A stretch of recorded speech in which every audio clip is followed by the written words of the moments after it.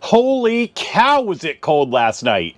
Stand by, because I'm going to tell you exactly how I survived 0-degree temperatures in my motorhome last night. Give you some details on how the coach fared and a few little things I did to make it more bearable. Hang tight, details coming right up. Good morning, guys. Darren from Done Right RV on an absolutely freezing cold morning in Connecticut. It's 6 degrees outside, which is 6 degrees warmer than it was at the coldest last night. It actually got down to 0 last night. And I was hoping just to spend a few minutes with you guys telling you my experience last night, how I dealt with this incredibly frigid weather in my motorhome. And I'll be as quick as I can. I didn't sleep great last night for obvious reasons. I was up checking temperatures a lot, as I'm sure a lot of you were, and I'm happy to say Integra Coach nailed it. So let me give you a few details, kind of what my scenario is. So I'm in Danbury, Connecticut, hanging out here for a few weeks with my family for the holidays. And of course, like the rest of the country, we're in the midst of this incredibly freezing cold snap. They said we were supposed to have a low of 10 degrees last night. It got down to 0. Just after midnight, the temperature dropped down to 0, and it stayed there until about 6 this morning when it began to warm up. Right now, it's 10 o'clock this morning on Saturday, and the temperature is up to a whopping 6 degrees. Thank goodness the sun is out, and I've got the nose of my coach facing dead south. I can't believe how warm the sun is in terms of keeping my coach nice and warm right now. But anyway, here are the details. So I have a 2019 Integra Aspire. The model is a 42 DEQ.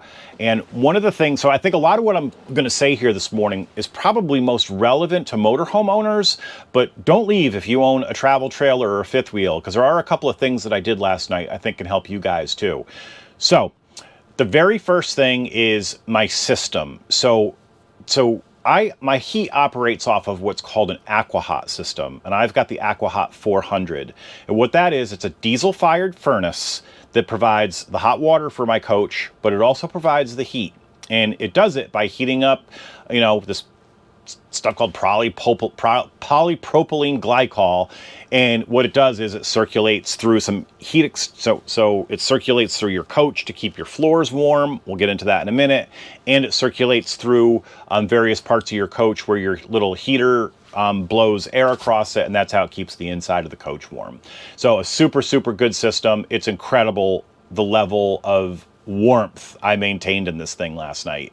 The second thing, and this is really important, I'm boondocking. I did not have any hookups. I've got this awesome 50 amp coach, and I'm running off of batteries and a generator. What I wanted to do last night to kind of test the worst case scenario was my generator, with the exception of turning on once to charge up my batteries, I did not run any auxiliary electric heaters, and I certainly could keep the generators running. It's a 10,000 watt generator, so I could run a bunch of auxiliary electric heaters if I need to. I didn't want to do it. It turned out I didn't need them either, but this is sort of worst case scenario. I do have 3 15,000 BTU heat pumps on my coach. They're pretty much useless below 35 to 40 degrees Fahrenheit. So at 0 degrees Fahrenheit, even if I had the heat pumps on, nothing was going to happen. They were going to do very, very little to do more than just eat up some diesel fuel while my generator ran to power them. So that's my system. So here's what I did, the couple things I did and my concerns. Number one, I kept the slide outs in. Now, I realize that can be an incredible inconvenience for a lot of people to keep your slide outs pulled in, especially at night. You're trying to settle in, you eat dinner, you're trying to watch TV. I'm lucky I travel solo, but I couldn't imagine having to do this with, a dog, 2 cats, 2 kids, a wife, 4 people and some animals in this would have been pretty cramped. But you know what? It's a sacrifice I think was well worth making. And as we get through this, I'll tell you why in a second. The second thing, of course, and I think this is a no-brainer, is I kept all my shades pulled down. It's incredible to feel how much in the summer, how much heat comes through your windows, and in the winter, how much cold air is radiated from the outside in through your windows. So I kept both. We've got 2 levels. I've got 2 levels of shades in here, a privacy shade and sort of a daytime shade. Kept them both pulled all the way down. I did everything I could to keep as much of a buffer between the outside and the inside as I could. And there's a couple good reasons for this. Number one, is just keeping your slide outs in. You've got less air to heat. You know, we don't have a very big space when you start in a coach, but when you start to expand it by putting, and this coach has 4 big slide outs, you know, you're probably close to adding 50% more space that you've got to heat. So that's number one.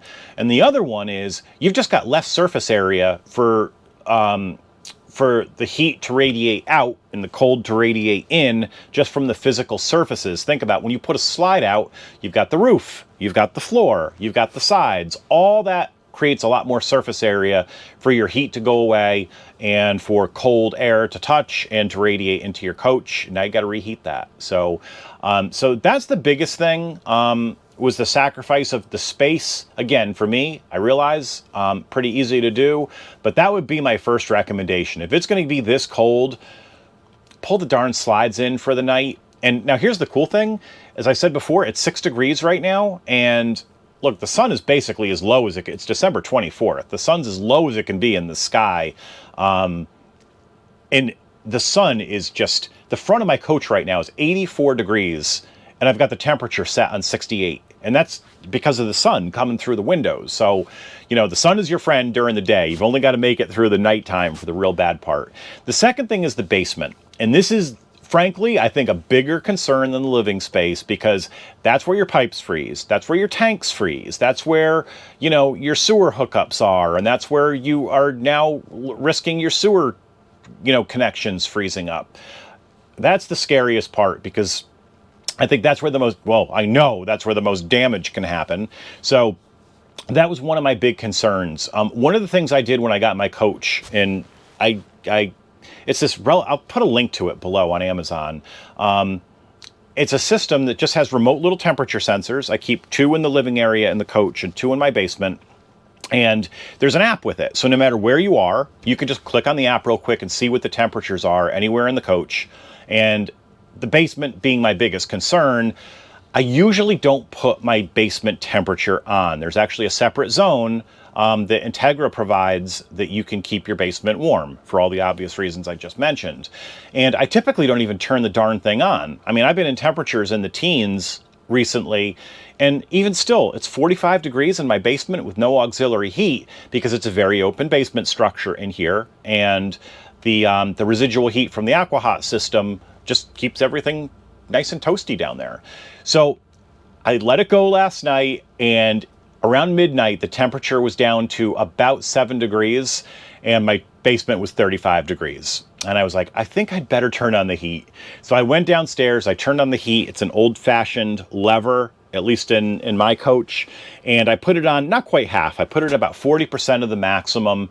And when I say, I hate the word literally within 10 minutes, the temperature started to creep up. It was 35.1 degrees at its lowest, and I was checking every 10 minutes, and it started to creep up almost immediately in those little 1/10 of a degree increments. So last night, even though the temperature got as low as 0 degrees, my basement, once it got up to temperature, never was below 39 degrees and got as high as 42. And that was between midnight and about 6:30 a.m. this morning when the sun started to come up here in Connecticut. So I had no concerns after I had that auxiliary zone on in the basement that there was going to be any problems downstairs. So to summarize, Integra Coach gets an A in my book for peace of mind and comfort when it gets 0 degrees. I would say that I doubt this entire system could probably go much further than that. Now, you're probably going to eat up a bunch of diesel fuel while you're doing it, because that AquaHot,